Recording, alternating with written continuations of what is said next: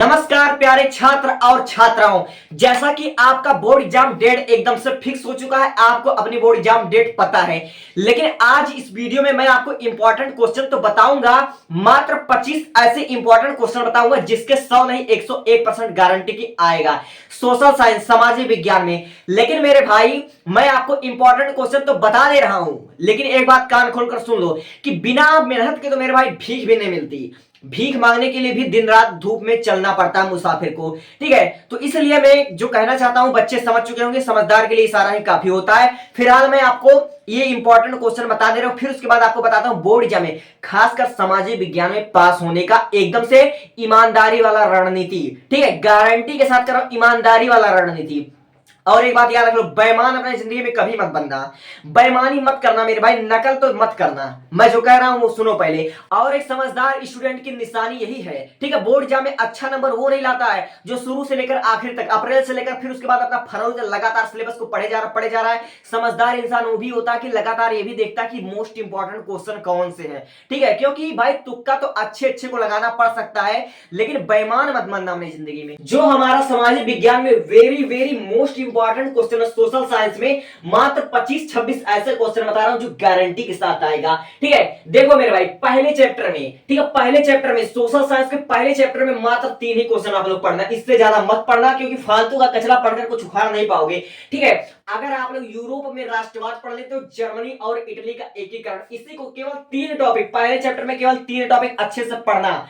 इसमें से आपका तो मल्टीपल चॉइस क्वेश्चन में आ जाएगा, या तो विकल्प में आ जाएगा, या फिर आपका लॉन्ग क्वेश्चन आएगा तो आपका 7 नंबर बन जाएगा गारंटी के साथ। लेकिन ज्यादा आप लोग मत पढ़ना, पहले चैप्टर से ज्यादा क्वेश्चन आते नहीं, पहली बात तो ये है, ठीक है। और दूसरा चैप्टर आपका इतिहास का सबसे मोस्ट इंपॉर्टेंट है, दूसरा चैप्टर है। दूसरा चैप्टर में आपको सत्याग्रह पर विचार पढ़ लेने हैं और प्रथम विश्व युद्ध आपको पढ़ लेने बहुत ईमानदारी के साथ, ठीक है। और खिलाफत आंदोलन, असहयोग आंदोलन और रॉलेट एक्ट, असहयोग आंदोलन गारंटी के साथ जब भी आपका आएगा लॉन्ग नंबर आएगा, 7 नंबर आपको गारंटी के साथ दे जाएगा, ठीक है।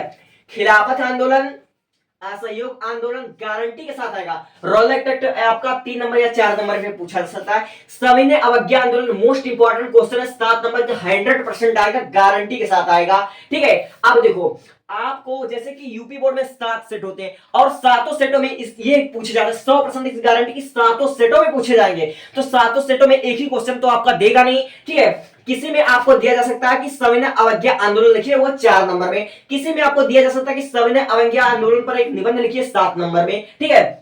और किसी में ऐसा दिया सकता है कि सविनय अवज्ञा आंदोलन क्या है, सविनय अवज्ञा आंदोलन की सीमाओं के प्रकार लिखिए, ठीक है, सीमा भी लिखिए। इसलिए आपका ये क्वेश्चन बहुत इंपॉर्टेंट है और हर सेट में आ सकता है। सविनय अवज्ञा आंदोलन के बारे में आपको A to Z सब कुछ पढ़ लेना, इसके सीमाओं के बारे में, इसका कारण वर्णन सब कुछ भी पढ़ लेना आपको, ठीक है। अब देखो, इतना आपका होगा दूसरे चैप्टर से, फालतू चीज आपको नहीं पढ़ने हैं। अब देखो, तीसरा चैप्टर में से आपको महामंदी से related A to Z knowledge होनी चाहिए। महामंदी तीसरे चैप्टर में सबसे ज्यादा मल्टीपल चॉइस क्वेश्चन आपके बनते हैं तीसरे चैप्टर में, ठीक है। अब देखो, विश्व अर्थव्यय क्षमता का उदय, ठीक है, विश्व अर्थव्यय क्षमता का उदय। अगर आपको राइटिंग नहीं समझ में आ रही हो तो कोई बात नहीं, आप लोग समझ लीजिएगा, सुन लेकर बातों को ध्यान से सुनिए। अब देखो, ब्रेटन वुड्स का समापन वह वैश्वीकरण गारंटी के साथ जब भी आएगा, 4 नंबर में संक्षिप्त टिप्पणी के साथ एक गारंटी के साथ आने वाला टॉपिक है। और भारतीय कपड़े का युग गारंटी के साथ आएगा, ठीक है। और मुद्रण संस्कृति और फ्रांसीसी क्रांति हर साल आने वाला ये टॉपिक है, आपका गारंटी के साथ आएगा। अगर आप लोग इतिहास में केवल इतना चीज तैयार कर लेते तो भी आपके पास नहीं, खास होने की गारंटी 80-90% आप लोग स्कोर कर ले जाओगे। और अंत में मैं बता रहा हूं ना कि बोर्ड एग्जाम में कैसे पास होना है, आपको टेंशन काहे को ले रहे हो, ठीक है। ये सोशल साइंस है, इसमें एक चीज का आप लोग ध्यान रखना, क्योंकि सबसे ज्यादा नंबर आपको इसी में मिलेंगे। कैसे मिलेंगे अभी समझा रहा हूं। देखो, अब आता हूं मैं भूगोल पर। इतिहास में इससे ज्यादा मत पढ़ना, ज्यादा पागल मत बनो। कक्षा 10 है, कक्षा 10 में अंधाधुंध नंबर उठता है, ठीक। कक्षा 10 में जितना नंबर उठता है मेरे भाई, सबसे इजी एग्जाम है आपके लाइफ का, सबसे पहला और सबसे इजी एग्जाम है, ठीक है। अब देखो, अब आप लोग पहुंच चुके हो भूगोल पर, ठीक है। भूगोल में आपको क्या करना है, संसाधनों के प्रकार, संसाधनों के प्रकार आपका मल्टीपल चॉइस क्वेश्चन शॉर्ट में, लॉन्ग में, हर जगह पूछे जा सकते हैं, ठीक है। और फिर उसके बाद आपको पढ़ लेने संसाधनों के प्रकार और संसाधन नियोजन पढ़ लेने आपको गारंटी का। और भूमि निम्नीकरण आपका 100% आएगा, भूमि निम्नीकरण, ठीक है। आप देखो संरक्षण उपाय, ठीक है, भूमि संरक्षण पर संक्षिप्त टिप्पणी लिखिए, गारंटी के साथ आ सकता है। आप देखो सतत विकास क्या होता है जरा कमेंट करना, सतत विकास गारंटी। और जैव विविधता 7 नंबर का आने वाला क्वेश्चन, जैव विविधता भूगोल का सबसे इंपॉर्टेंट क्वेश्चन, जैव विविधता हर साल आने वाला लगभग 100% गारंटी के साथ जैव विविधता आएगा, एक बार आपसे सुन लो, ठीक है। अब देखो समुदाय और बहुउद्देशीय परियोजना 7 नंबर में आने वाला क्वेश्चन, बहुउद्देशीय परियोजना गारंटी के साथ आएगा, 100% गारंटी के साथ आएगा बहुउद्देशीय परियोजना। अब देखो वर्षा जल संग्रहण गारंटी के साथ आएगा, ठीक है।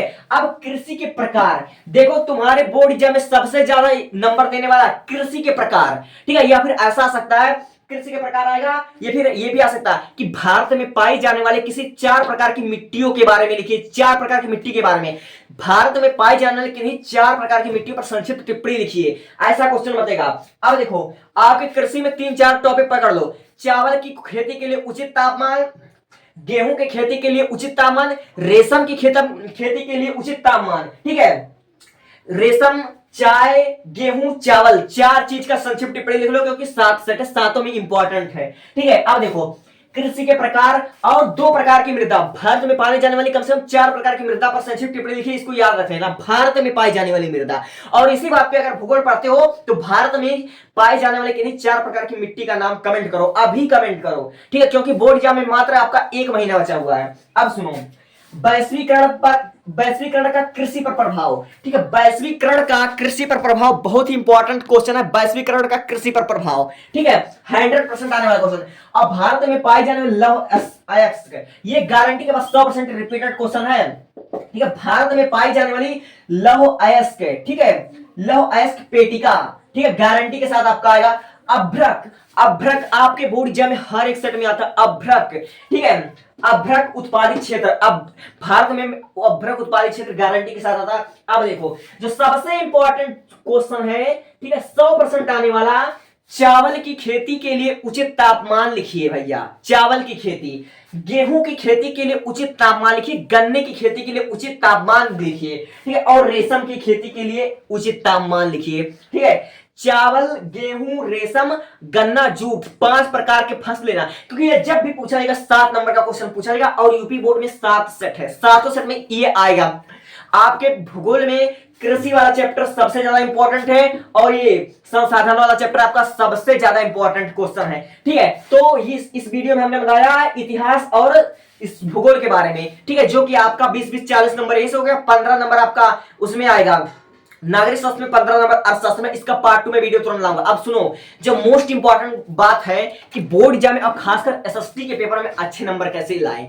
देखो एसएसटी का पेपर ऐसा पेपर है, इसमें बच्चों को आता तो कुछ नहीं है, 100% रियलिटी बता रहा, बच्चों को आता कुछ नहीं है, और 90% बच्चे ऐसा सोचते हैं कि इतिहास का पेपर है, इसमें अगर कहानी बनाकर लिख दूंगा तो मुझे नंबर मिल जाएंगे, जो कि तुम्हारा एक तरफ से सोचना सही है, मगर बिल्कुल गलत है ये, ठीक है। देखो बोर्ड एग्जाम में सबसे पहले तो तुम वर्ड लिमिट की पालन करना, वर्ड लिमिट का पालन करना, कहने का मतलब अगर तुम्हारा शॉर्ट क्वेश्चन होगा, अगर 5 अंक का पूछा जाएगा, 4 अंक का पूछा जाएगा, तो उसकी जो वर्ड लिमिट होगी वह 80 वर्ड से ज्यादा ना होने पाए, यानी कि जो तुम्हारा लघु उत्तरीय प्रश्न आएगा उसका आंसर 1 पेज से ज्यादा मत लिखना, और साफ साफ सुंदर सुंदर राइटिंग में दूर दूर लिखना, ये ज्यादा बनाने की कोशिश मत करना। एसएसटी के पेपर में बहुत से बच्चे बना छड़ा कर लिखते हैं, बनाकर लिखना, लेकिन उतना भी मत बना देना कि हद पार हो जाए, ठीक है, समझ में आया। और दूसरी चीज, और जो लॉन्ग क्वेश्चन होता है जो आपका 7 या 8 नंबर का आता है, कम से कम उसको 2 या 2.5 पेज में लिखना, बहुत कर लेना 3 पेज में लिखना, और उसको आप लोग 4 पेज में, 5 पेज में लिखने की गलती बिल्कुल मत कर देना कि मैं कापी भरूंगा तो इससे मेरा नंबर भर जाएगा।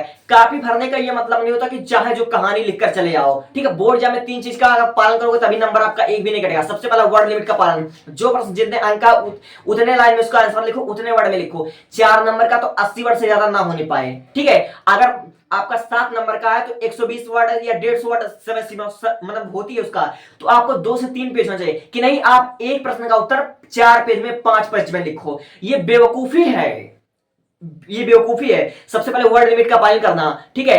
अगर आपका शॉर्ट क्वेश्चन तो आपका 1 पेज होना चाहिए, अगर आपका लॉन्ग क्वेश्चन है तो आपका 2 से 3 पेज होना चाहिए। कि नहीं आपका शॉर्ट क्वेश्चन है तो आपने 5 पेज में लिख दिया, आपका ये लिख दिया। देखो सबसे पहला जो चीज है नंबर अगेन करने का, कि आपको वर्ड लिमिट के पालन करने हैं। जो प्रश्न जितने अंक का होगा उसने आंसर में लिखना। और दूसरी चीज, आपके कॉपी में कट पीट नहीं सुनी जाएगी। एसएसटी का पेपर एक ऐसा पेपर है कि बच्चे उसमें ज्यादा कट पीट करते हैं, लिखते हैं फिर काटते हैं, फिर काटते हैं, फिर काटते हैं, फिर उसके बाद व्हाइटनर का इस्तेमाल करते हैं।